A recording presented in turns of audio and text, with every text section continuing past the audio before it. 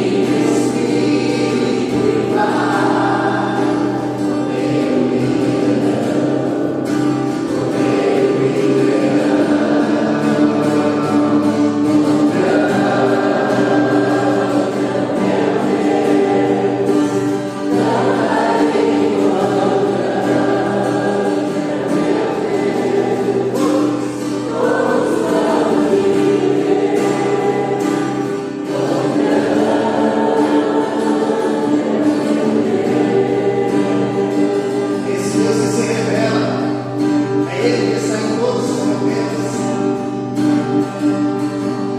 sobre toda a terra, sobre todo ser, você que ainda não conhece, deixe Ele vai tocar no seu coração e Ele vai habitar em você. Esse Deus é poderoso, sobre todo o nome Ele é, sobre todo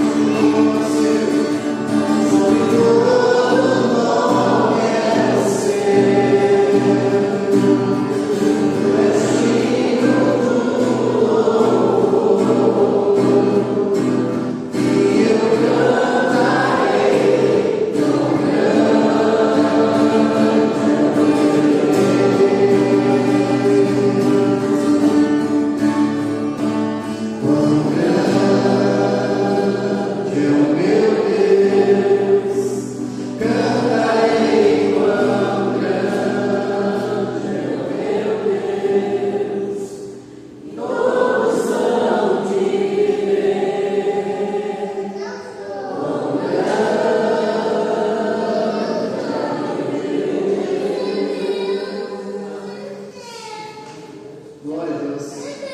Nós que somos o povo, somos o povo dele porque Ele nos escolheu. Somos o povo dele porque agora nós reconhecemos e sabemos então que esse Deus é grande, que Ele cuida de tudo. E é Ele que move todas as coisas e coopera para tudo aquilo que Ele tem, então, coopera para o bem de nós, se nós cremos nele, se nós cremos em Jesus Cristo. Então, sobre toda a terra, Jesus é o Rei. Mas agora nós queremos então que esse Rei que governa todas as coisas, que agora Ele reine em nossa vida, que Ele tome a nossa vida, então, que Ele governe, que Ele dê direção à nossa vida. Nós queremos ser guiados por Ele, porque esse Deus que sabe todas as coisas, que é soberano sobre todas, esse Deus é grande, e Ele, com certeza, Ele é Senhor e quer ser Senhor sobre a sua vida, sobre a minha vida. Cantamos então sobre esse Deus que quer um relacionamento conosco.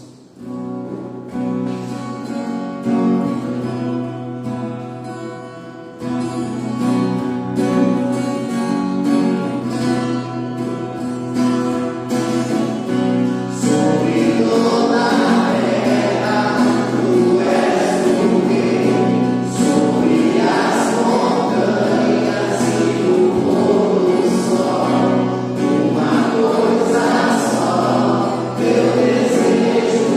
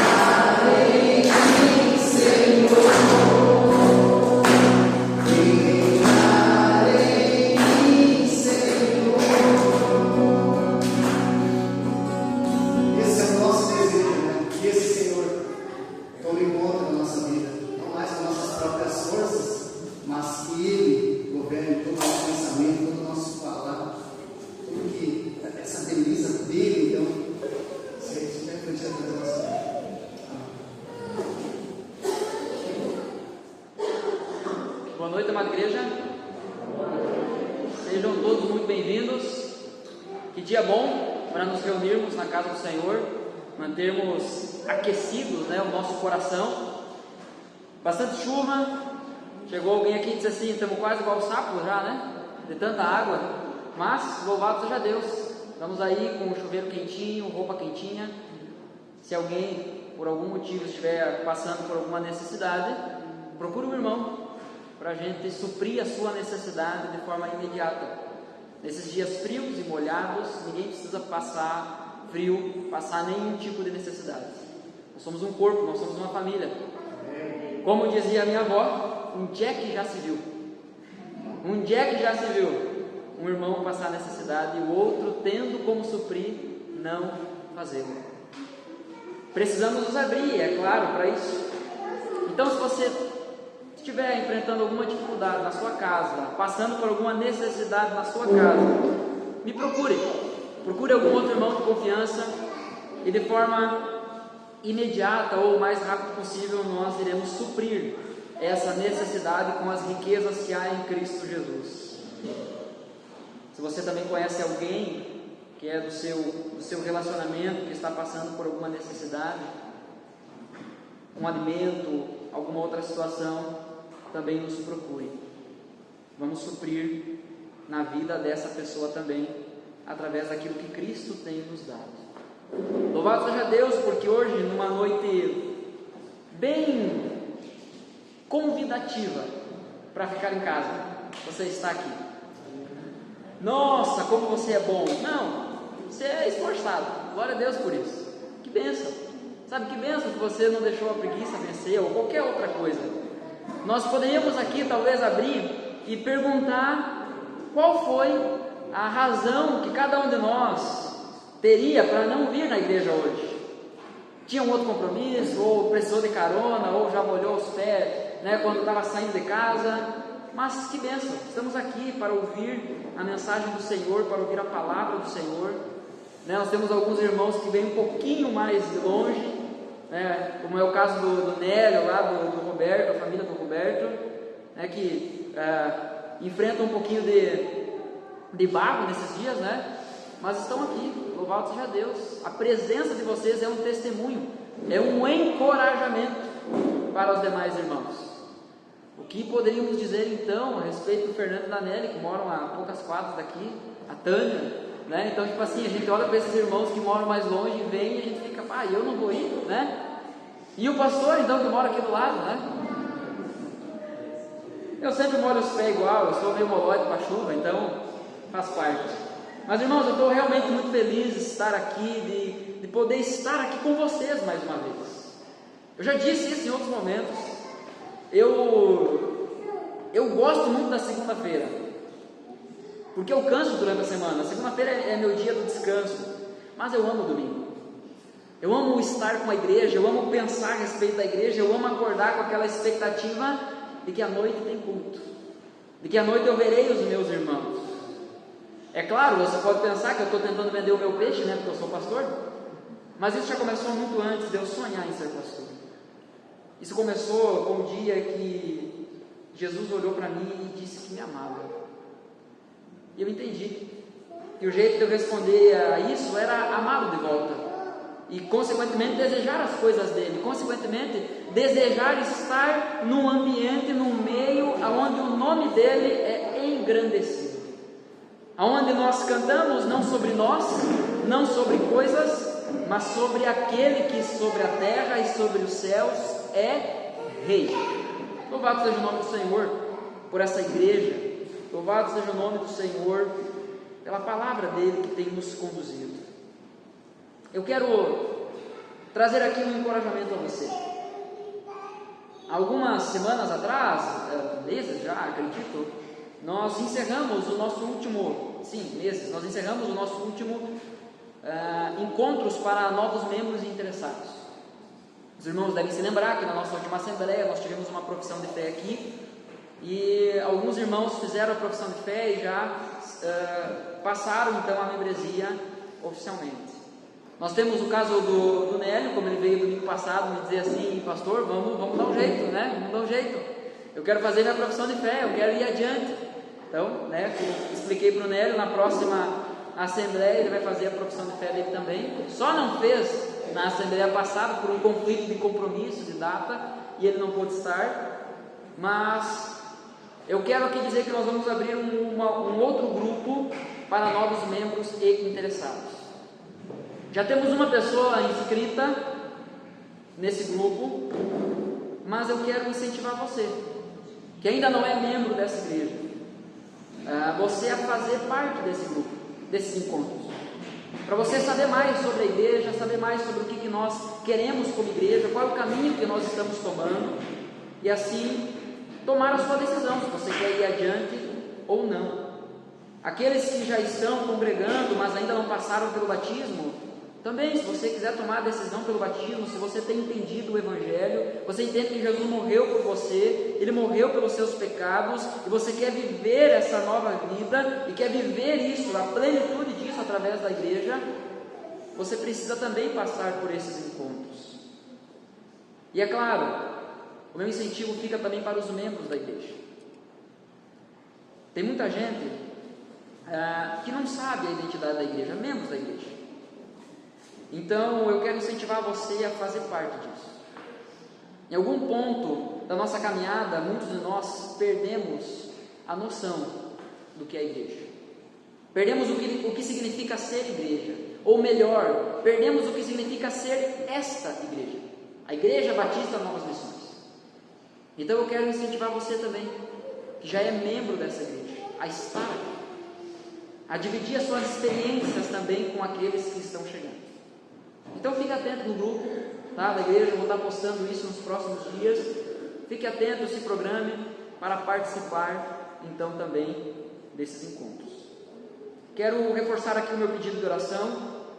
Essa semana, na quinta-feira, eu e a Ana, nós vamos viajar, com a Joana, obviamente.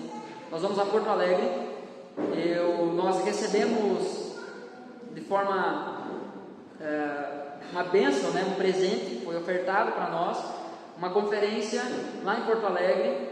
O nome dessa conferência é a Igreja que Intencionalmente Fazem Discípulos, na Igreja Batista Monte Serrat, lá em Porto Alegre. Então será na sexta e no sábado, e a Igreja Batista Monte Serrat ofertou tanto o custo da inscrição para nós dois, como também o deslocamento. Então nós não teremos custo nenhum para ir até lá. E é uma grande oportunidade, e também eu quero incentivar você, eu tenho feito isso, incentivado a igreja, a enxergar esse tipo de coisa como um investimento na vida do pastor, no ministério pastoral da igreja. Da mesma forma como lá no seu trabalho, alguns funcionários saem para fazer curso, para se preparar, para aprender mais, e isso não é contado como férias, isso não é contado como folga. Da mesma forma eu vou lá a trabalho. A diferença é que eu amo fazer isso. Então pode parecer que eu não cansei, pode parecer que eu estou passeando, mas é que eu amo fazer isso. Mas eu não estou a passeio.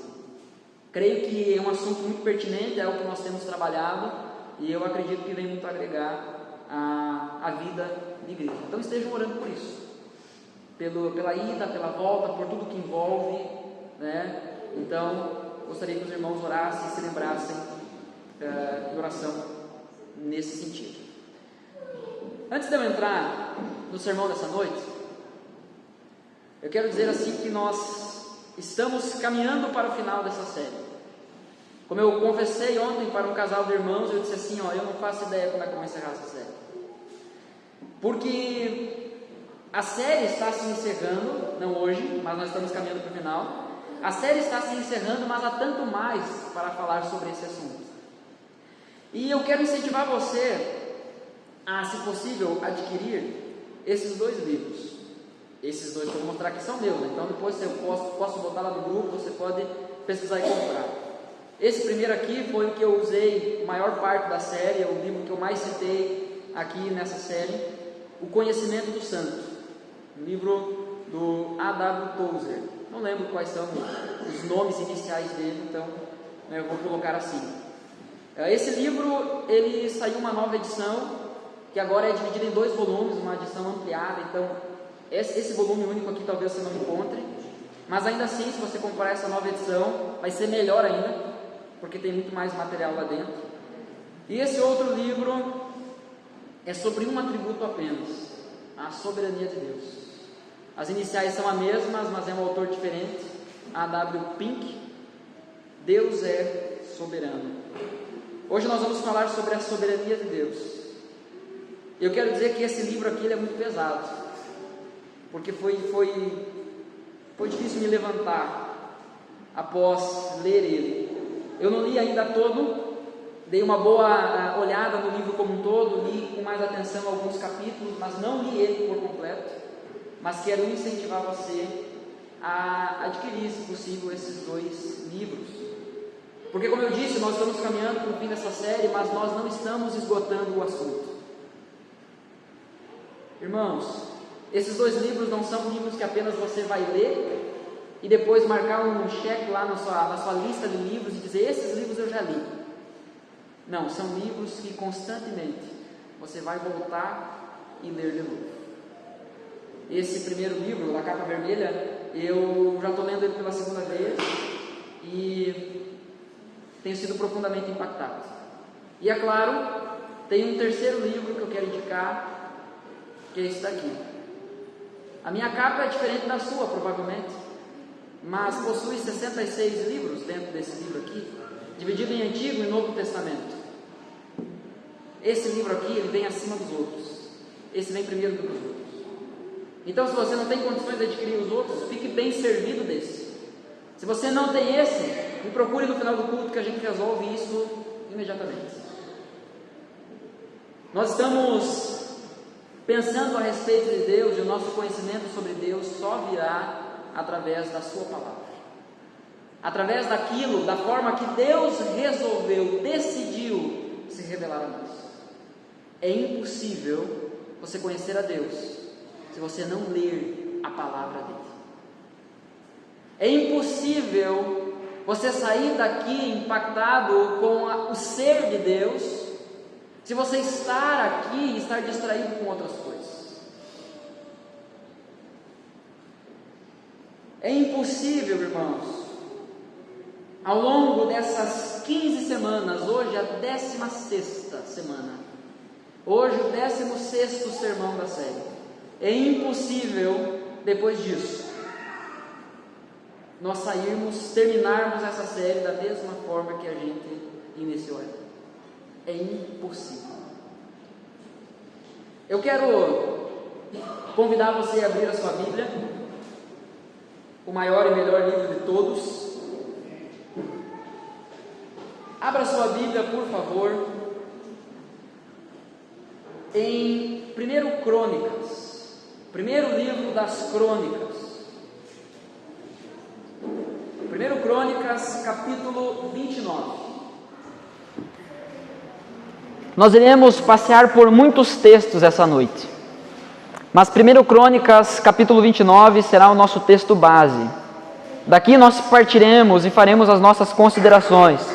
Então, por favor, mantenha a sua Bíblia aberta nesse texto. Certifique-se que você não está em 2 Crônicas.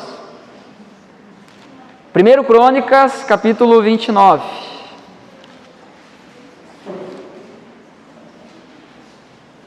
Enquanto você procura o texto, eu quero dizer que eu amo ouvir esses barulhos de folha, de papel.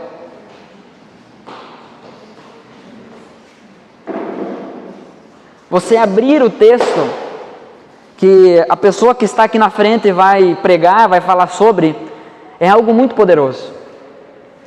A igreja, grandes homens de Deus lutaram para que isso fosse possível, para que você pudesse abrir a Bíblia e ler a Bíblia e entender a Bíblia para então aplicá-la na sua própria vida. Então não negligencie isso.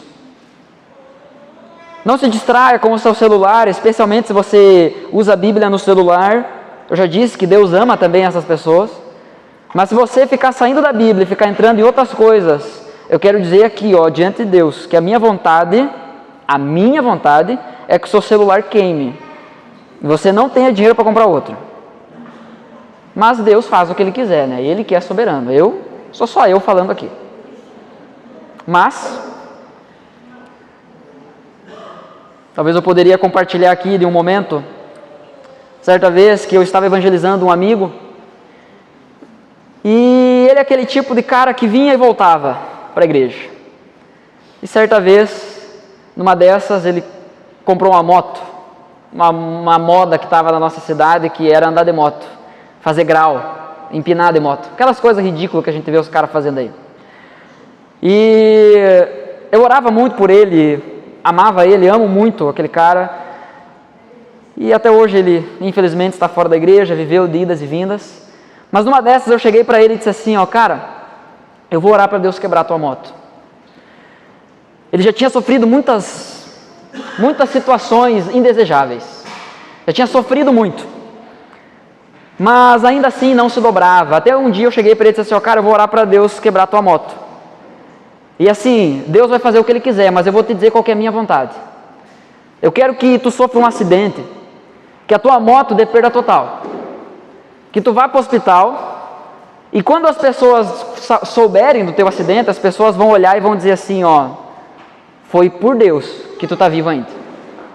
Não deu 2 semanas, ele arrebentou um Vectra de moto. Deus quis que isso acontecesse. Eu orei por isso. Eu conto essa história não para dizer que você tem que ter medo de mim, mas não brinque com Deus. Pare de fugir de Deus. Você está aqui dentro. Você veio aqui para ouvir a palavra de Deus e vai ficar jogando esse tempo fora? Ah, eu vou orar para que Deus faça alguma coisa. Ele ficou bem. Obrigado, amor, por lembrar. Ele ficou bem, tá? O resultado foi justamente esse. As pessoas ouviram sobre o acidente e falavam, meu, tu não morreu porque Deus te livrou. Quem aqui estava no culto domingo passado? Levanta a mão. Sobre o que nós falamos domingo passado? Sobre o que, Luciano? Sobre o amor de Deus, o atributo mais queridinho de todos, né? E também, igualmente, o atributo talvez mais mal compreendido de todos. Hoje nós iremos falar sobre a soberania de Deus. Eu quero ler o texto com você. 1 Crônicas, capítulo 29, o versículo 10, a partir do versículo 10 até o versículo 14.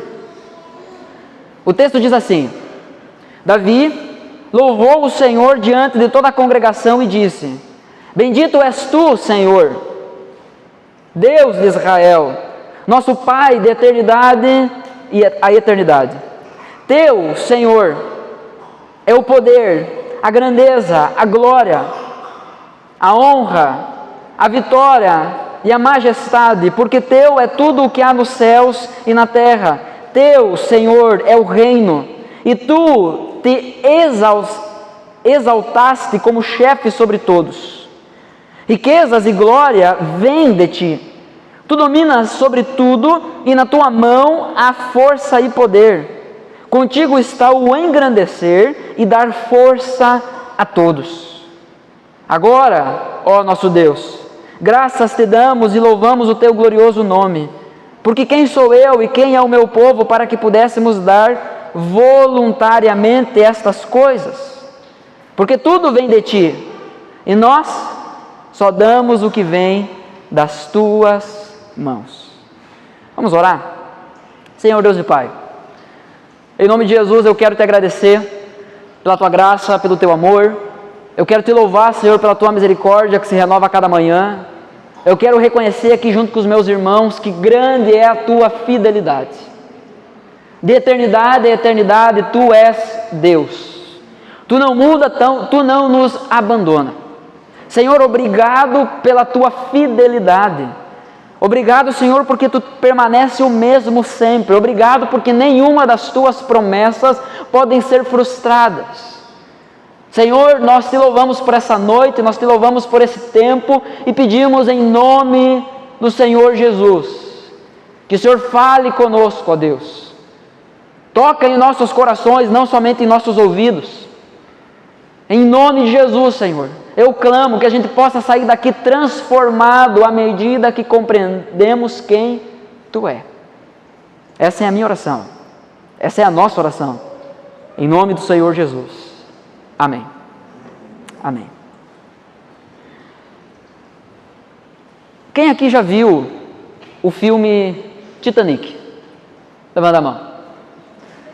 É um filme famoso, né? Antigo, famoso, então não preciso me preocupar com dar spoiler, né? É um filme que na sua época foi considerado, e até muitos anos depois, foi considerado o melhor filme já feito.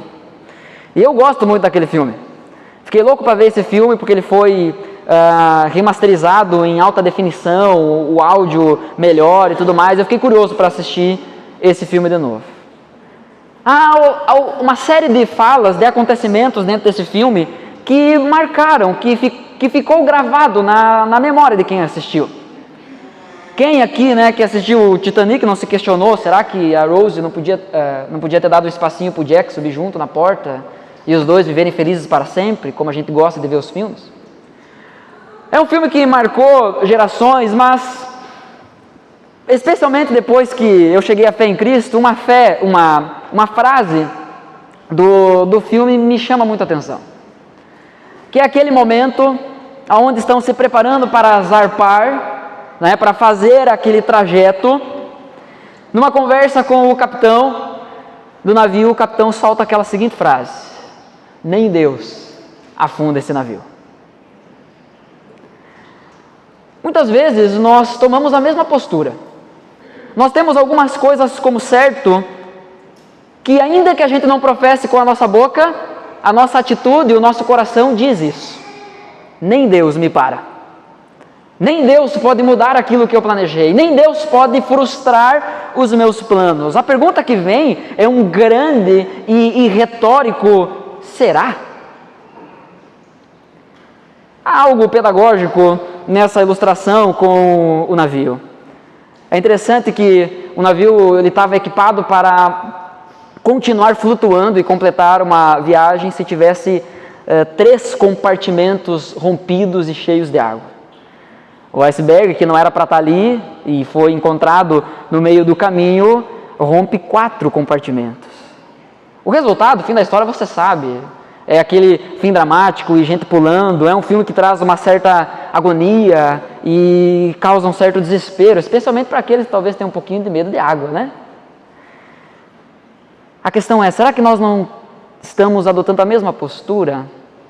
Nem Deus afunda esse navio, sendo esse navio a minha vida, sendo esse navio os meus planos.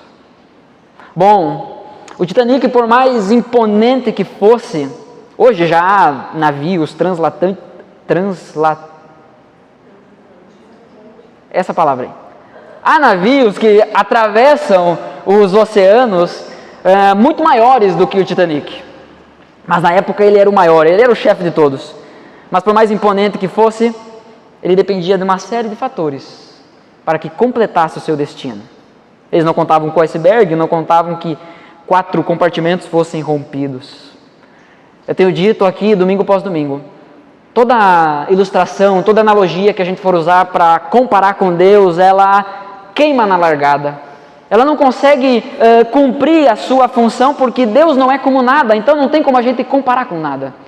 Toda ilustração é falha, toda ilustração é insuficiente, toda analogia se faz pobre diante da grandeza, da riqueza do nosso Deus. Bom, o nosso Deus não é assim. O nosso Deus não é um Deus imponente, forte, grande, mas que depende de uma série de fatores para fazer aquilo que deve fazer ou aquilo que precisa ser feito. Deus não depende de nada. Deus não é como o Titanic. Eu quero perguntar a você o que eu tenho perguntado todos os domingos. E eu tenho me alegrado porque essa pergunta não tem batido na parede e voltado. Eu tenho conversado com alguns irmãos e para a glória de Deus, eu tenho me alegrado com isso, de que essa pergunta ela tem ecoado nos corações e tem causado alguns santos incômodos. Você conhece a Deus? Você conhece a Deus, meu irmão? Você ama a Deus? Se eu fazer a primeira pergunta, você ama a Deus? Você vai dizer que sim. Mas a verdade é que você não pode amar aquilo que você não conhece. Nós precisamos conhecer a Deus e só assim iremos amá-lo verdadeiramente. Caso contrário, o Deus que nós amamos, o Deus que a gente diz amar, é um Deus que é fruto da nossa imaginação, é um Deus que é fruto das nossas experiências. Se eu experimentei uma intervenção divina na minha vida, se eu experimentei uma cura milagrosa de fato em minha vida, e eu não procurar conhecer a Deus através da sua palavra, e eu ficar só na minha experiência, eu vou criar um Deus que cura todas as coisas. E o Deus que eu vou pregar é só esse Deus que cura. Se em algum momento eu estava em um impasse financeiro, eu estava vivendo uma luta na minha vida financeira e Deus proporcionou a saída, Deus proveu aquilo que eu precisava, e eu não procurar conhecer a Deus através da sua palavra, eu vou me tornar um pregador que fala só que Deus supre as suas necessidades financeiras. Já viu esse filme por aí? Já, né? Bastante, mas deixa quieto. Vamos falar dos nossos problemas e não dos outros. Você conhece a Deus? É somente quando conhecemos a Deus que podemos nos conhecer de verdade. Já parou para pensar que a pessoa que você mais vê, você não conhece de verdade? A pessoa que você tem mais contato, que é você mesmo, você corre o risco de não conhecer de verdade por não conhecer a Deus. Nós fomos feitos à imagem e semelhança de Deus, é isso que a palavra de Deus nos ensina. E como poderemos nos conhecer se não sabemos de onde a gente vem? Se não conhecemos de onde a gente vem? Ou melhor, de quem nós viemos? Aquilo que nos vem à mente quando pensamos em Deus é a coisa mais importante a respeito de nós mesmos. O que vem à sua mente quando você pensa em Deus? Quem Deus é para você? Ah, Deus é tudo. Quando Deus é tudo, Deus não é nada. Pare, saia da infantilidade de se contentar com essa resposta. Deus é tudo para mim. Muitas vezes essa resposta esconde uma falta de profundidade no relacionamento com Deus. Esconde falta de piedade, esconde uma falta de intimidade, de conhecimento acerca de Deus. A verdade é que o próprio Jesus nos ensina a amar a Deus de todo o coração, isso é, amar a Ele de verdade, com tudo que nós temos, com tudo que somos, com tudo que temos, com tudo que possuímos, com tudo aquilo que a gente é capaz de produzir, nós devemos amar a Deus. E conhecer esse que deve ser amado por nós vai mudar tudo, mudará toda a nossa vida. É por isso que o propósito dessa série é pensar sobre os atributos de Deus e não sobre os seus atributos. É pensar sobre quem Deus é e não sobre quem você é. É pensar sobre o que Deus quer e depois pensar sobre o que nós queremos. Por que isso é importante? Tenho dito isso todo domingo, essa frase do Tozer, um conceito elevado de Deus é tão essencial para a igreja que quando a gente abandona Ele, quando Ele declina em qualquer medida, quando a gente começar a tirar 50 centavos e R$1 e 2 pila e daqui a pouco nós estamos tirando 1.000 dessa conta aí, desse crédito que nós damos a Deus, dessa glória, dessa fama que nós damos a Deus, da importância que nós damos a Deus, se esse conceito em qualquer medida começar a entrar em declínio, a igreja também vai entrar em declínio, a nossa adoração vai entrar em declínio, o nosso padrão moral vai entrar em declínio, e aí a gente está no fundo do poço. E aí nós nos tornaremos uma igreja que tudo pode, que tudo aceita, que está tudo bem. Nós nos tornaremos uma igreja que é amada por Satanás, uma igreja onde o pecado se sente em paz.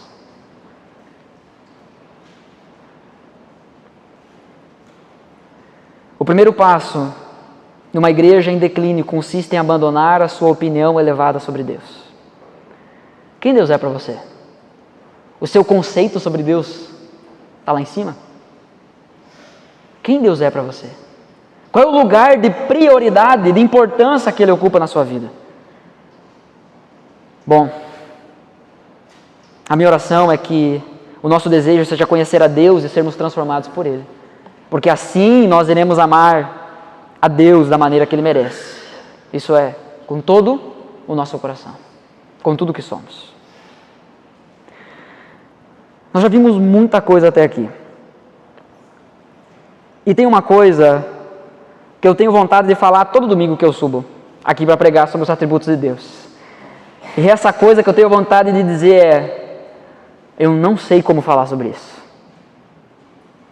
Porque quanto mais eu estudo, quanto mais eu leio, eu vejo que menos sei, e eu vejo que mais tem para aprender. E eu me sinto bem menor do que sou, de fato. Mas eu quero, na dependência do Espírito Santo, tentar compartilhar com você algo a respeito desse atributo, a respeito da soberania de Deus. Em primeiro lugar, eu vou dar aqui algumas definições e referências bíblicas. Eu posso passar para você depois desse esboço que eu tenho aqui. Me peça, tá? No privado lá pelo WhatsApp, eu passo para você.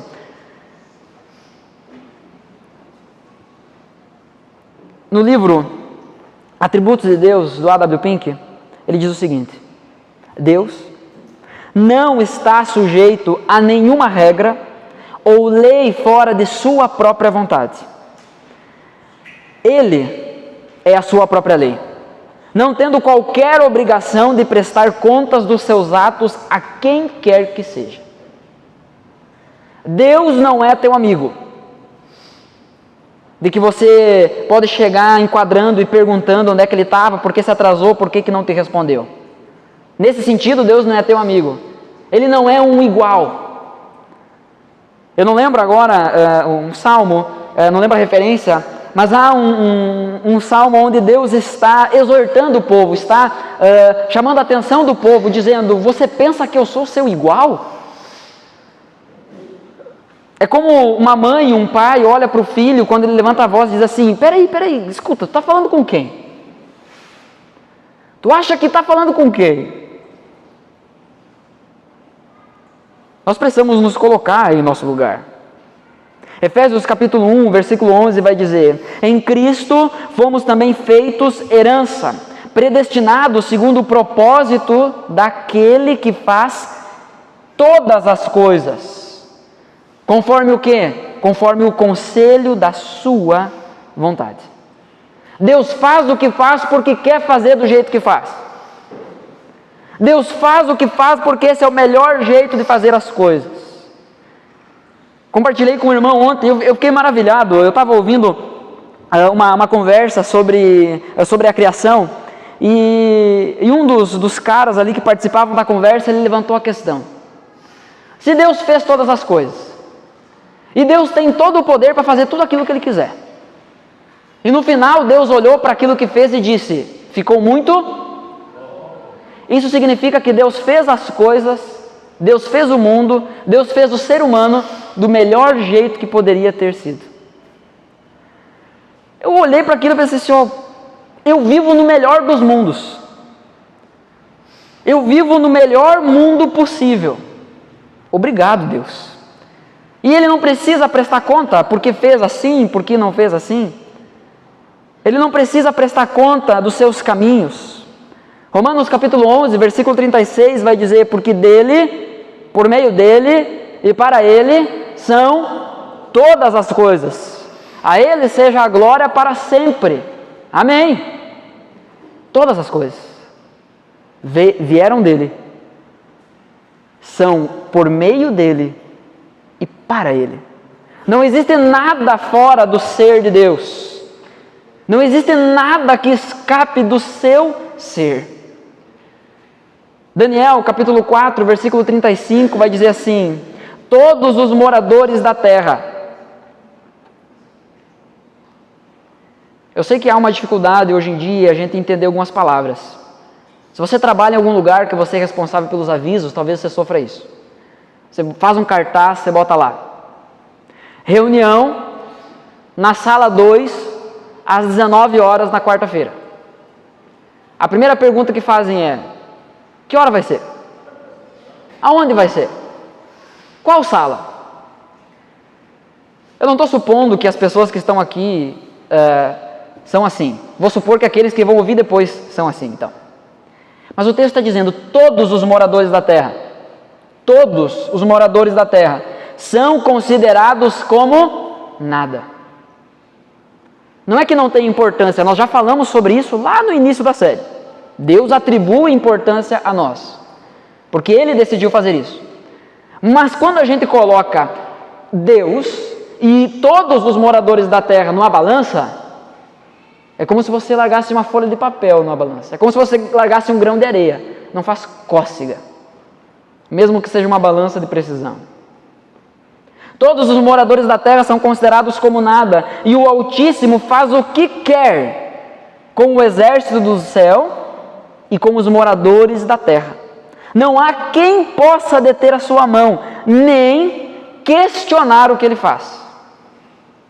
Perceba, não há ninguém que possa ir contra o que Deus faz, nem mesmo questionar o que Deus faz. É o que a palavra de Deus está dizendo.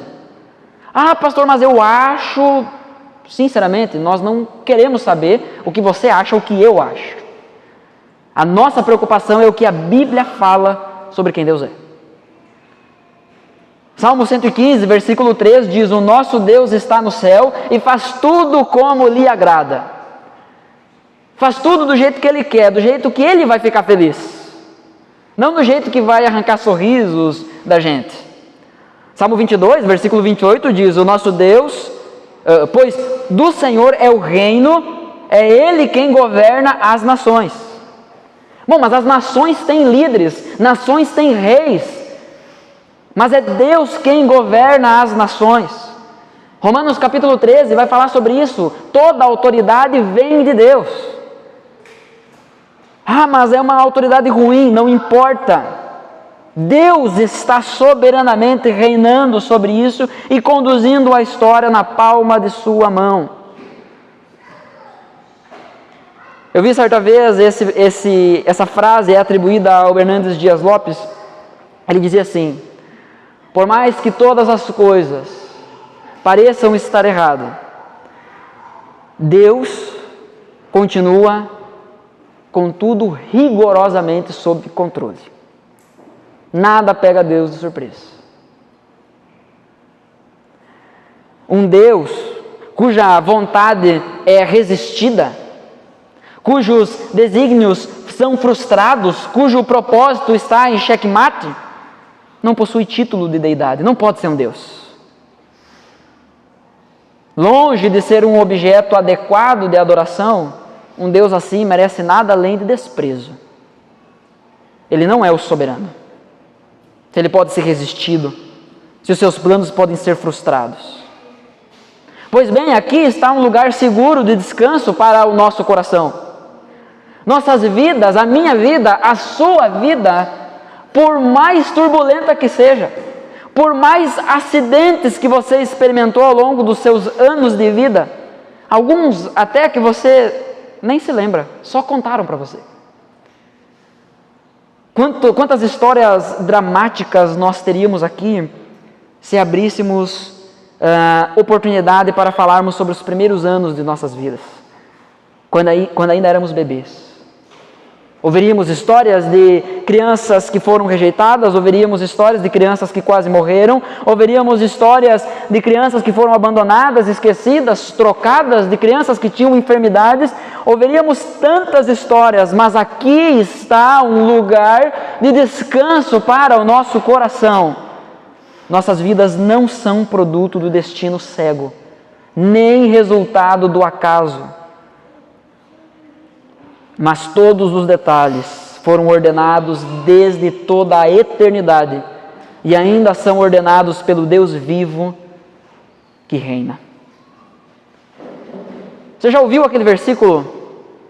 Que nem uma folha de uma árvore cai sem a vontade de Deus? Já ouviu aquele versículo? Alguém sabe me dizer onde é que está esse versículo? Porque não está na Bíblia. Esse é um daqueles jargões que não existe na Bíblia.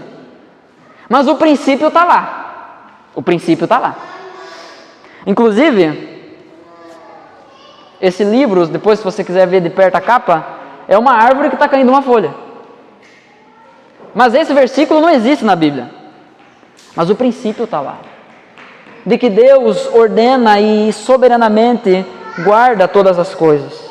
A verdade é que nem um fio de cabelo de nossa cabeça pode ser tocado sem a permissão de Deus. Nem um fio de cabelo pode ser tocado sem a permissão de Deus. Lucas capítulo 12, versículos 6 e 7 diz: não se vendem 5 pardais por 2 moedinhas? Entretanto, Deus não se esquece de nenhum deles. O texto está dizendo que Deus não se esquece dos pardais, dos passarinhos. O João de Barro, que fica fazendo toca lá em cima do poste, Deus não se esquece de nenhum deles. O texto segue dizendo, versículo 7, até os cabelos da cabeça de vocês estão todos contados. Não temam, vocês valem bem mais do que muitos pardais. Se Deus se preocupa com o João de Barro, não vai se preocupar com você, meu irmão. Aqui está um lugar seguro para o nosso coração. Nós não estamos atirados ao acaso, a um destino. Nós estamos na mão do soberano Deus. É fato que para alguns é mais fácil contar os cabelos, né? É mais fácil cuidar dos cabelos, para outros nem tanto. A soberania de Deus, ela pode ser definida como o exercício de sua supremacia. É um Deus que domina sobre tudo. Sendo infinitamente elevado acima da mais alta criatura, Ele é o Altíssimo. Ele não só está no alto, Ele é o Altíssimo, Senhor do céu e da terra. E de tudo o que implica isso. É Senhor dos céus e é Senhor também daquilo que está abaixo da terra, aquilo que a gente atribui como o mundo espiritual, Satanás, seus demônios. Deus é rei sobre todas essas coisas, Ele é soberano sobre todas essas coisas. Sujeito a ninguém, influenciado por ninguém, absolutamente independente. Esse é o nosso Deus.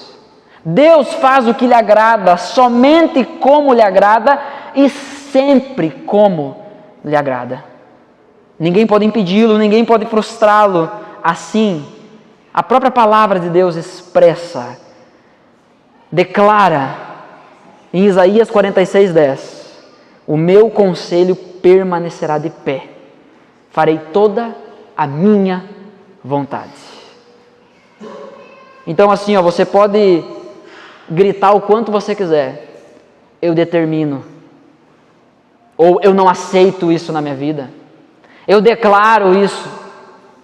Você pode fazer isso o quanto você quiser. O único conselho que permanece em pé é o do Senhor. E Ele vai fazer toda a vontade dEle, não pela metade. Sua vontade é suprema. Longe de Deus estar sob qualquer lei de certo ou errado. Às vezes nós confundimos isso. Às vezes a gente acha que Deus faz alguma coisa porque aquilo é certo. Não. Aquilo é certo porque Deus fez. Essa é a forma correta de pensar as coisas. Não é a gente ter a nossa moral e tentar encaixar Deus dentro da nossa moral, dentro da nossa ética. Não. Ele é o padrão. Se Deus fez, é porque é aquilo que deveria ser feito. Se Deus fez assim, é porque é assim que deveria ser feito. Ele é uma lei para si mesmo. Tudo que Ele faz é correto. E ai do rebelde que questiona a sua soberania. Isaías capítulo 45, versículo 9 diz: ai daquele que contende com o seu Criador, e não passa de um caco de barro entre outros cacos. Acaso dirá o barro ao que lhe dá forma que fazes? Poderíamos nós, barro na mão de Deus, cacos de barro, olharmos para Deus e dizer: oh Deus, eu acho que aqui o Senhor errou. Essa situação é tão absurda quanto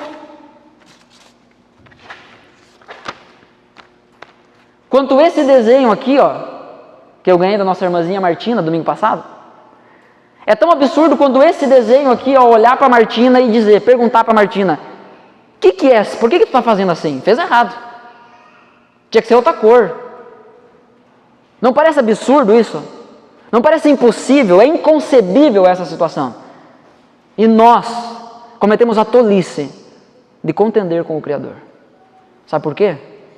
Sabe por que nós questionamos Deus? Porque o trono do nosso coração está sendo ocupado por nós. Mas o nosso Deus é soberano. Nós estamos há 16 semanas pensando sobre os atributos de Deus para chutar você desse trono. Porque Ele não te pertence. Você não deve, você não é digno de mandar em nada. Voltando para o texto base. 1 Crônicas, capítulo 29, do versículo 10 até o versículo 12 vai dizer: Davi louvou o Senhor diante de toda a congregação e disse: Bendito és tu, Senhor, Deus de Israel, nosso Pai, de eternidade a eternidade. Perceba comigo nesses versículos o exagero de louvor aqui de Davi. O que não está em xeque é se Deus é digno disso ou não. Nenhum exagero será de fato exagerado quando falamos sobre louvor a Deus. Teu, Senhor, é o poder, a grandeza, a honra, a vitória, a majestade, porque Teu é tudo o que há nos céus e há na terra. Teu, Senhor, é o reino e Tu te exaltaste como chefe sobre todos. Riquezas e glória vêm de Ti, Tu dominas sobre tudo, e na Tua mão há força e poder. Contigo está o engrandecer e dar força a todos. Deus é soberano. Talvez você esteja sentindo falta de uma informação aqui. Eu espero que você esteja sentindo falta de uma informação. Se esse atributo é comunicável ou incomunicável. Ele é um atributo comunicável. Porque Deus criou o ser humano e estabeleceu o ser humano como aquele que iria representar Ele, que iria dominar sobre toda a criação para guardar e cultivar toda a criação. O problema é que o ser humano usou esse domínio para só se alimentar da criação, só para usufruir da criação, para agredir a criação. Mas como todo atributo comunicável, Deus não comunica em sua totalidade. Quem de nós pode dizer que tem uma área da vida em total controle? Um imprevisto, e essa área da nossa vida desaba. Um imprevisto, e os nossos planos vão por água abaixo. Nós precisamos reconhecer a soberania divina. Eu quero falar aqui sobre duas coisas: a soberania divina e a responsabilidade humana. Aqui dos versículos 10 a 12, nós vemos aqui Davi louvando a Deus e reconhecendo que Deus é Senhor sobre todas as coisas. Eu não vou me deter aqui em cada palavra que ele fala, porque teríamos que separar outros momentos para isso. Não tem como pensarmos sobre a soberania de Deus em um sermão só. Eu quero apenas dar uma luz, dar uma direção. A questão é que se houvesse algo menor, se houvesse algo por menor que fosse, que Deus não conhecesse, seu domínio se encerraria ali. Se tem algo que Deus não sabe, Deus não é soberano. Para ser Senhor de toda a criação, Ele deve possuir todo o conhecimento. E se lhe faltasse sequer uma ínfima partícula de poder, se Deus tivesse 99,99999% de poder e não tivesse todo o poder, essa falta significaria o fim de seu reinado e desmancharia seu reino. Aquele único átomo de poder fora de controle pertenceria a outra pessoa ou a outra coisa. E Deus não passaria de um governante limitado, deixando de ser soberano. Mas o Deus que a Bíblia revela é um Deus soberano.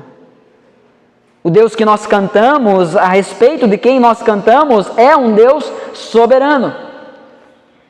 Além do mais, a soberania de Deus exige que Ele seja absolutamente livre, significando simplesmente que Ele deve poder fazer o que quiser, em qualquer lugar, em qualquer momento, para executar o seu propósito eterno, até o último detalhe, sem nenhuma interferência.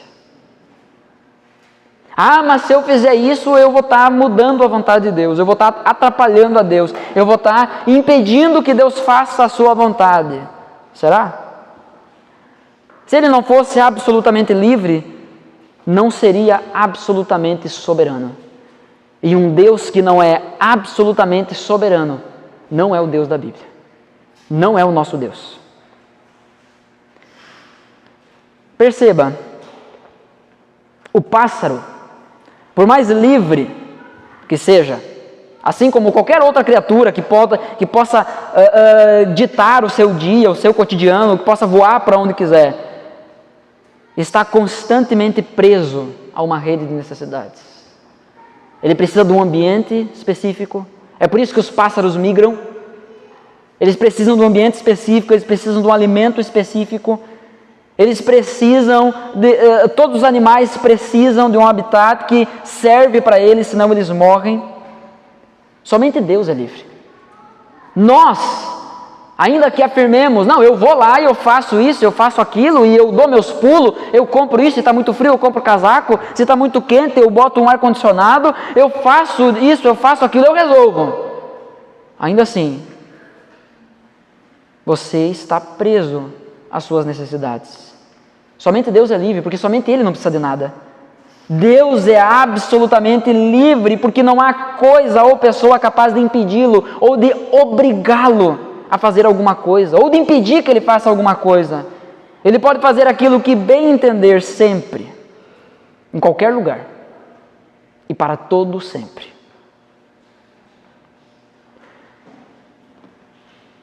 Parece, e tem razão disso, não só parece, mas é. Eu não estou repetindo aqui as mesmas informações com palavras diferentes à toa. Mas eu quero, assim como no trabalho para a fundação de algo, é preciso bater muitas vezes em cima da mesma coisa, até que essa coisa encontre um lugar sólido. Muitas vezes nós nos confrontamos com Deus, nós questionamos Deus, porque a gente acha que já sabemos tudo sobre a soberania. Muitas vezes nós somos capazes de achar que Deus fez alguma coisa que Ele não devia fazer, porque essa área não está bem fundamentada na nossa vida. Aqui, essa construção aqui do lado, a fundação foi feita para receber depois um outro piso em cima. Isso quer dizer que as estacas, a fundação precisou ser mais profunda. E eles precisavam ir mais fundo, e mais fundo, e mais fundo, até ficar bem fundamentado, até ficar bem firme.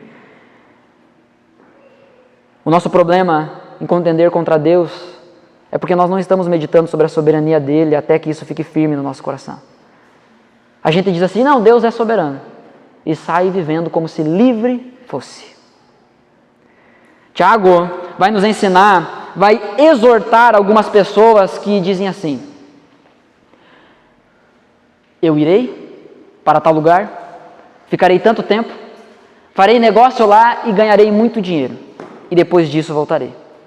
Quando na verdade deveriam dizer, se Deus quiser, eu irei até lá, e se Deus quiser, farei isso ou aquilo. Mas nós levantamos, nós fazemos, nós agimos, nós trabalhamos, nós descansamos, como se nada pudesse nos impedir, como se fôssemos donos de nós mesmos. Isso traz pobreza para a nossa vida espiritual. Sabe, aqui está uma diferença fundamental entre o homem de fé e o homem sem fé. O descrente, aquele que não tem fé, é do mundo, e ele julga todas as coisas de acordo com o ponto de vista do mundo, do tempo, dos sentidos, pesando tudo na sua própria balança, do seu entendimento carnal. São aquelas pessoas que são cheias de si, que sabem tudo, que sabem todas as respostas, que não consultam Deus para nada. Mas o homem de fé, o crente bom, inclui Deus em tudo, encara tudo do ponto de vista de Deus, calcula os valores segundo os padrões espirituais e contempla a vida à luz da eternidade. Ele vive como alguém que sabe que Deus é soberano. Agindo assim, ele recebe tudo aquilo que vem como algo que vem da mão de Deus. E assim o seu coração encontra descanso. Seu coração se mantém calmo no meio da tempestade e pode encontrar profunda alegria na esperança na glória de Deus. Isaías capítulo 55, versículo 8 e 9 vai dizer: porque os meus pensamentos não são os pensamentos de vocês, e os meus caminhos não são os seus caminhos. Assim diz o Senhor. Porque assim como os céus são mais altos do que a terra, assim os meus caminhos são mais altos do que os seus caminhos. Os meus pensamentos são mais altos do que os pensamentos de vocês. Mas nós estamos criando um Deus igual a gente. E essa é uma das características da idolatria. É um Deus que serve, não um Deus que é soberano. É um Deus que precisa constantemente estar dando explicação. É um Deus que constantemente tem que estar ouvindo orações. Deus, por quê? Eu não concordo com isso, Deus. Você não tem um Deus. Ou melhor, você tem um Deus. Mas não o Deus vivo, pessoal, verdadeiro da palavra. Os pensamentos deles não são os nossos.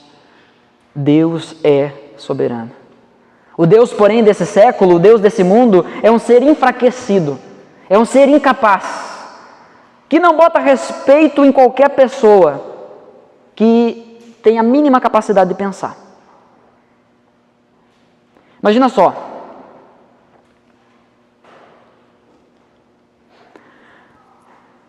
Você está lá na sua casa, uma situação hipotética, tá? Você está lá na sua casa, e aí um grupo de homens maus cercam a tua casa. E começam a te ameaçar, dizendo: ó, a gente vai entrar, vamos roubar tudo. Vamos levar tudo. Vamos supor que essa casa seja a casa do Nélio. Daí o Nélio me liga: pastor, vem aqui me ajudar. Os caras querem sair no braço e eu estou precisando de reforço. Faz sentido ele ligar para mim? Como se não bastasse, ele liga também para o seu Cici. E aí, para completar o trio Parada Dura, chama o Igor ainda. Só os grandão. Então impõe respeito e nenhum cara de 2 metros de altura. Muitas vezes esse é o nosso Deus. É um Deus que não bota respeito em ninguém. É um Deus fraco, um Deus murcho, um Deus cinza, um Deus sem vida. É um Deus que a todo momento, nossa, não sei o que fazer. Esse não é o Deus da Bíblia, gente. O nosso Deus é soberano. Ele sabe o que faz e faz sempre tudo aquilo que Ele quer, de acordo com a sua vontade. Pois bem, mas e a responsabilidade humana, onde fica? O versículo 13 e o versículo 14, lá de 1 Crônicas 29, vai dizer assim: agora, ó nosso Deus, diante da soberania de Deus, há uma resposta. Versículo 13, então: agora, ó nosso Deus, graças te damos e louvamos o teu glorioso nome. Senhor, tu és soberano e eu te rendo graças, eu louvo o teu glorioso nome. Porque quem sou eu? Quem é o meu povo para que pudéssemos dar voluntariamente essas coisas? Tudo vem de ti e nós só damos o que vem das tuas mãos. Há uma responsabilidade por parte do homem com aquilo que Deus dá. Primeiro, há uma responsabilidade do homem em reconhecer que Deus é soberano e se prostrar diante dessa soberania. Há uma responsabilidade de nós honrarmos aquilo que Deus tem dado e decididamente ofertar a Ele de volta aquilo que Ele nos tem dado. Aqui é um contexto de ofertas aqui e o povo está dizendo: Senhor, quem somos nós para dar para ti o que já é teu. O Senhor não tem nada que nós não temos nada que o Senhor precise. Quem somos nós, ó Deus, para dar para ti aquilo que o Senhor já tem, veio de ti, é teu, tudo vem de ti. Nós só damos aquilo que vem das tuas mãos. O texto vai dizer que é Deus que fortalece os nossos braços, é Deus que dá glória, que concede fama aos homens. E isso deve ser tudo prostrado, deve ser tudo rendido ao próprio Deus novamente. Mas há uma palavra-chave aqui, e especialmente as versões Almeida vão trazer: voluntariamente. Senhor, quem somos nós para entregar a Ti voluntariamente? Há um desejo aqui, há uma vontade aqui. O Deus soberano não criou máquinas programadas. Deus criou o ser humano com volição, com vontade, com desejos.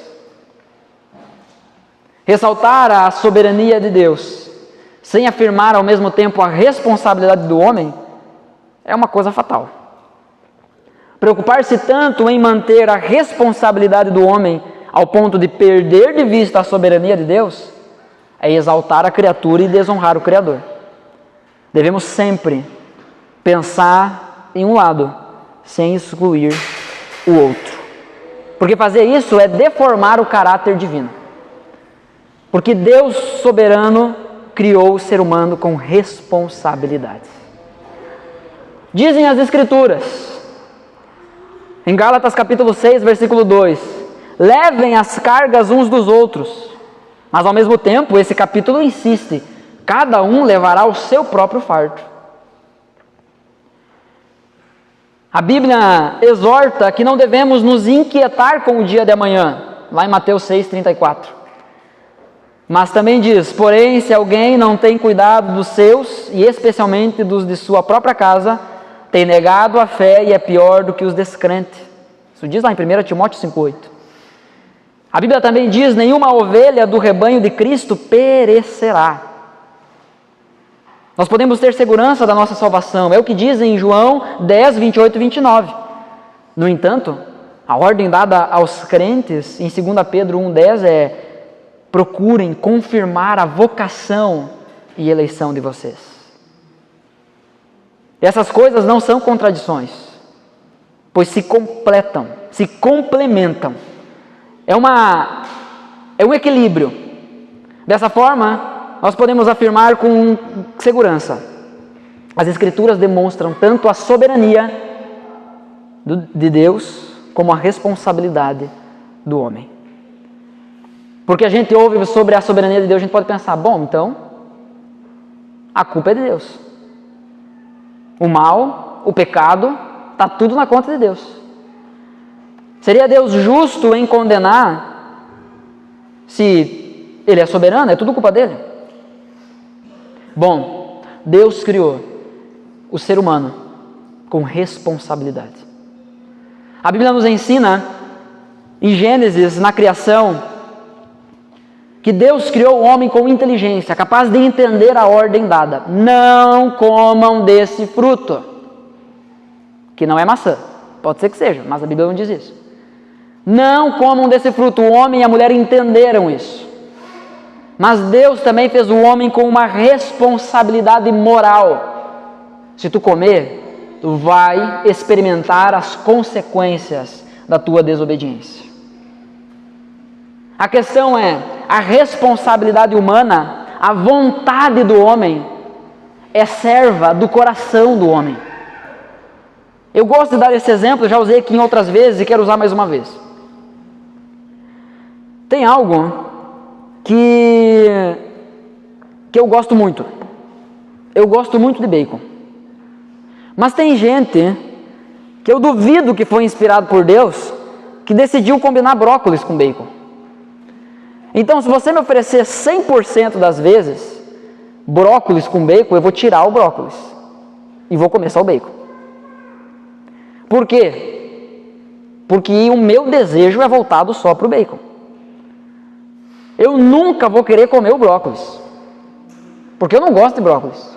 Ah, pastor, mas faz bem para a saúde. Não é disso que eu estou falando, só estou dizendo que eu não gosto. Agora, eu sou livre para escolher o brócolis ou o bacon. Mas como o meu coração, como o meu desejo é voltado para o bacon, eu vou escolher bacon.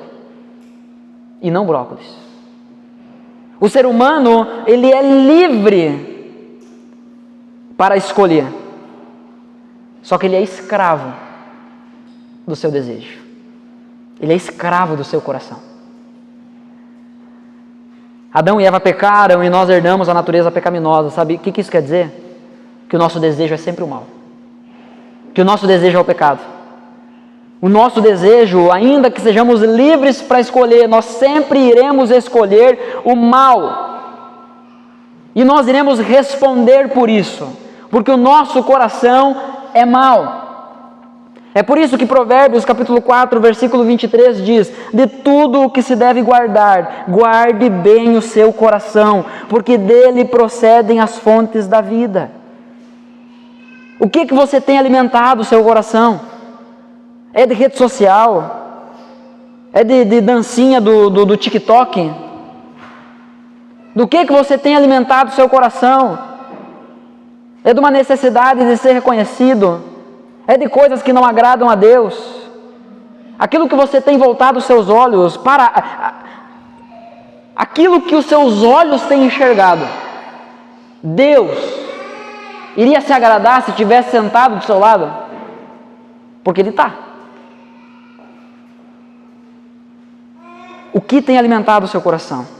Guarde o seu coração, porque dele procedem as fontes da vida. Marcos capítulo 7, versículo 21 e 23, até o 23 vai dizer: porque dentro do coração das pessoas é que procedem os maus pensamentos, as imoralidades sexuais, os furtos, os homicídios, os adultérios, a avareza, as maldades, o engano, a libertinagem, a inveja, a blasfêmia, o orgulho, a falta de juízo. Todos esses males vêm de dentro e contaminam a pessoa.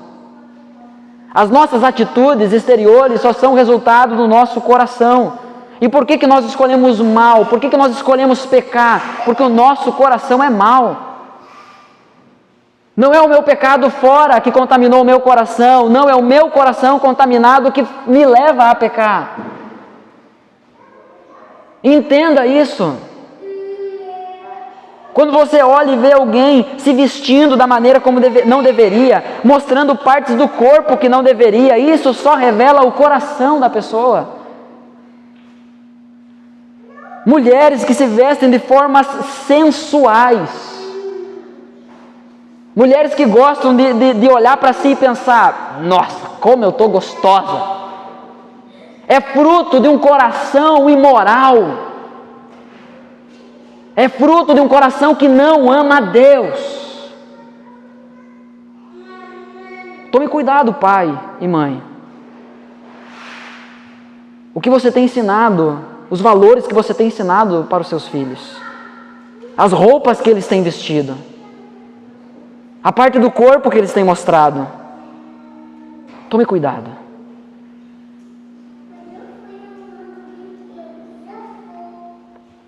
Mateus capítulo 15, versículo 8, Jesus citando o profeta Isaías, ele vai dizer: esse povo me honra com os lábios, mas o seu coração está longe de mim. O verdadeiro problema é o coração. Ai, mas só Deus sabe o meu coração. Eu conheço o meu coração. Eu sei por que eu ajo assim, eu sei por que eu faço assim, ou eu sei por que eu não faço isso.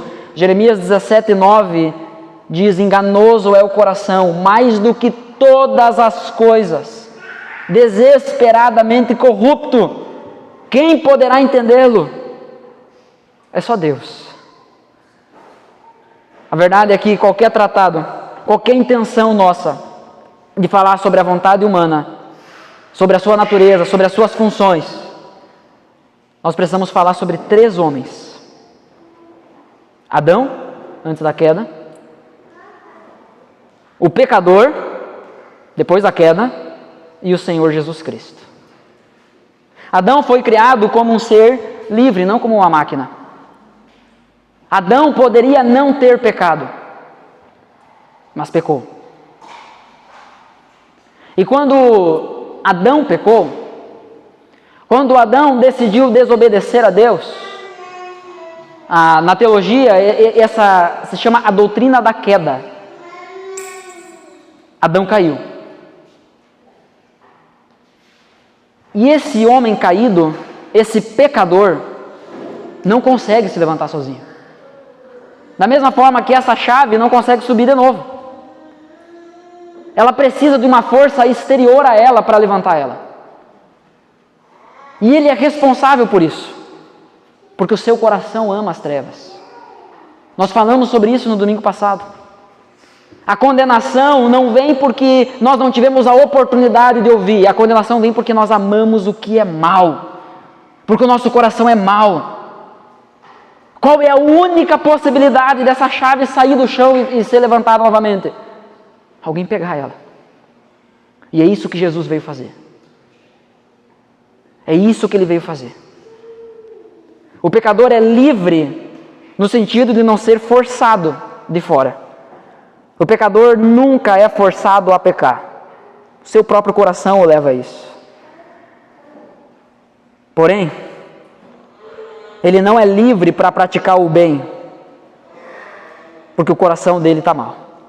O coração dele é pecador e sempre vai impulsionar ele para o pecado. Irmãos, nós precisamos entender que se Deus removesse todas as restrições, todos nós seríamos capazes de nos tornar um Caim que matou o seu irmão. Seríamos capazes de nos tornar um faraó que escravizou um povo inteiro. Seríamos capazes de nos tornar um Judas que traiu Jesus com um beijo. Para que o pecador fosse salvo, 3 coisas precisaram acontecer e são indispensáveis. Deus Pai teve que determinar a sua salvação. Deus Filho teve que adquiri-la. E Deus Espírito Santo teve de aplicá-la. Deus faz mais do que simplesmente propor a salvação. Porque se Deus apenas nos convidasse, estaríamos perdidos. Se eu chegar apenas para essa chave e dizer, vamos chave, volta aqui para cima. Vem chave, vamos chave. Ela não sai do lugar. Porque a natureza dela é essa. Nós fomos criados como seres livres, mas nós somos afetados pelo pecado. E agora, a nossa liberdade é só pecar. Nós precisamos que Deus nos alcance e nos leve para perto dele. Diante disso, portanto, o simples fato de discutir a autoridade do Todo-Poderoso parece um tanto sem sentido. Questionar, então, um absurdo. Poderíamos imaginar o Senhor dos Exércitos tendo de pedir permissão a alguém ou candidatar-se a algo perante alguém acima dele? A quem Deus pediria permissão? Um anjo? Um rei? Um presidente? Quem é mais poderoso do que o Todo-Poderoso? Quem veio antes do Eterno? Diante de que trono o Deus Todo-Poderoso se curvaria? Onde há alguém maior a quem ele pediria ajuda? Quem somos nós para dizer, não, é injusto, a chave tem que levantar sozinha? Quem está regendo os acontecimentos na terra hoje? É Deus ou é o diabo? Muitos de nós acreditam que é o diabo. Que Deus reina no céu? Talvez todo mundo creia nisso. Que Ele reina soberano sobre esse mundo e é quase universalmente negado. Muitas pessoas atribuem o mundo, o curso do mundo ao diabo e não a Deus. A questão é que nós queremos conhecer mais sobre a soberania de Deus, porque nada vai trazer mais vigor espiritual do que uma compreensão bíblica da plenitude do caráter de Deus. Daniel, capítulo 11, versículo 32 diz, o povo que conhece o seu Deus se tornará forte e ativo. Sabe por que você está fraco e parado? Falta você conhecer esse Deus soberano. É esse o ponto de vista do Tozer. Ele diz assim, a soberania de Deus decretou que o homem fosse livre para fazer escolhas morais. E desde o princípio o homem vem cumprindo esse decreto ao optar entre o bem e o mal. Ao fazer o mal, o homem não invalida a soberania de Deus. Pelo contrário, ele a cumpre. Pois o decreto eterno não foi sobre o conteúdo da decisão, e sim sobre a liberdade de decidir. Se em sua absoluta liberdade Deus quis dar ao homem uma liberdade limitada, quem ousará deter sua mão ou perguntar: o que fizeste, Deus? Deus, quem tu acha que tu é para fazer desse jeito? A vontade do homem é livre porque Deus é soberano. Um Deus menos do que soberano não poderia conceder liberdade moral às suas criaturas. Ele devia ter medo disso. Porque se ele não tem todo o controle, e as pessoas podem fazer o que quiser fora da sua soberania, essas pessoas podem se tornar maiores do que Deus. Mas o nosso Deus é soberano. E o que nós sabemos é o que diz lá em Romanos 8:28. Sabemos que todas as coisas cooperam para o bem daqueles que amam a Deus, daqueles que são chamados segundo o seu propósito. Deus age em todas as coisas para o nosso bem. A gente não entende hoje, eu sei. Nem tudo é tão simples. Mas descanse, porque Deus cumprirá a sua vontade. Mesmo em meio à tempestade, mesmo no olho do furacão, Deus sabe o que faz. O que cabe a nós é tomar a decisão correta diante da situação moral que se nos apresenta. Busque a Deus para não pecar. Clame a Deus: Senhor, me levanta, Senhor, me resgata. Alguém certa vez perguntou para o Spurgeon: é possível conciliar a soberania de Deus e a responsabilidade humana? Esse grande homem de Deus disse assim: você só precisa conciliar inimigos. A responsabilidade humana e a soberania de Deus são amigas.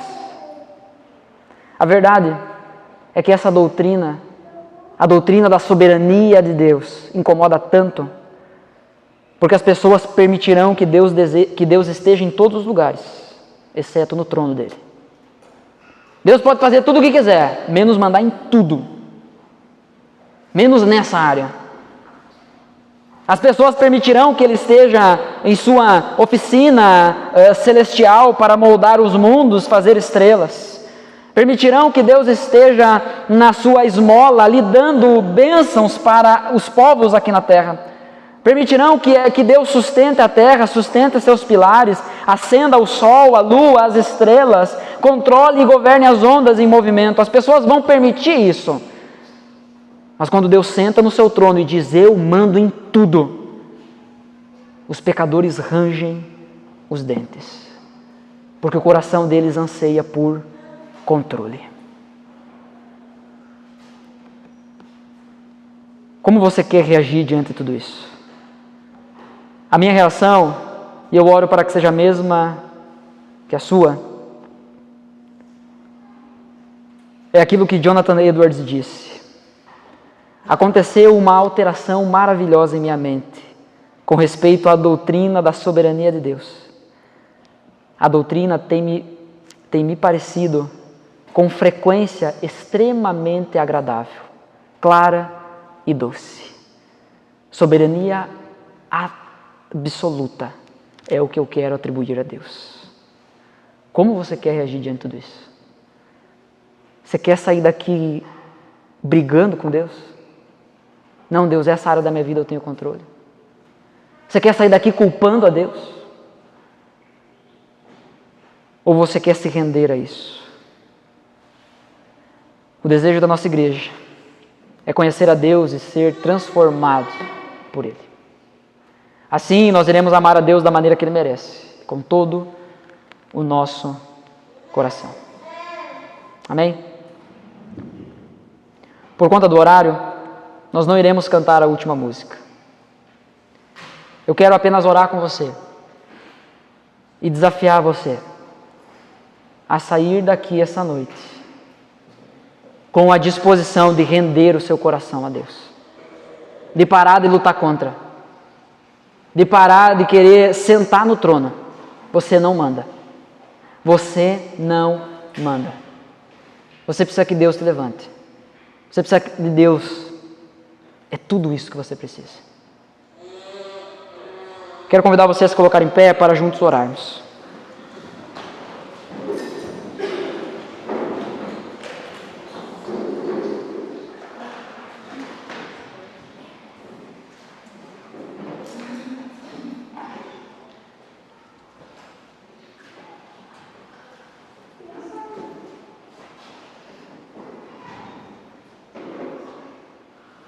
Senhor Deus,